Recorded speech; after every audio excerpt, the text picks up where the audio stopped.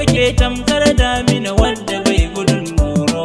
Ka san makainuwa can asabaro rabbi ne ya shuka ka. Auwal Jugulde mu mun shaida kyawun halinka jarinka. Ba mai taɓa ka ɗan albarka ko maƙiya suna so. Dan kasuwa kake mai kima lamarinka ba batun wasa. Auwal Jugulde mai al'umma kuma gashi ba ka sa isa. Tabbas ku kaci sunanka Muhammad karkaɗe su farkwasa.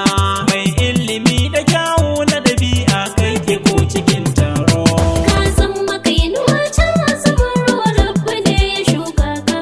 Auwal Jugulde mu mun shaida kyawun halinka jarinka. Ba mai taɓa ka ɗan albarka ko maƙiya suna so. Daga da lafiya ango na Madina tuyar gida babba. Abba ga al'amin ka kauda makiya gaban ka yan zamba. Yaya ga Hamza da na kwarai ne kai ba za na ware ba. Yan asali kuke kun mahalarci ne a dunkun taro. Ka san makainuwa can asabaro rabbi ne ya shuka ka. Auwal Jugulde mu mun shaida kyawun halinka jarinka. Ba mai taɓa ka ɗan albarka ko maƙiya suna so. Na gaida ke amarya ummul baitin ki bani mantawa. Ke ce amarya hasken ɗaki kuma yar gida na dattawa. Da Madina ga amarya ummul a gida kuke ta haskawa. Mata gare ka ango Auwal lallai ku kayi dacewa. Ka san makainuwa can asabaro rabbi ne ya shuka ka. Auwal Jugulde mu mun shaida kyawun halinka jarinka. Ba mai taɓa ka ɗan albarka ko maƙiya suna so.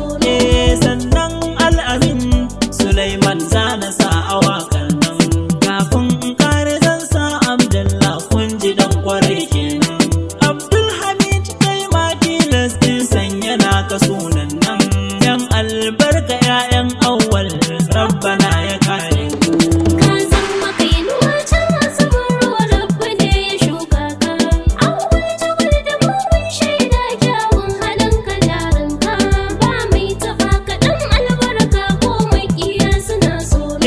Zan gaida ke hajjiya anti mamar mu mai mutunci ne.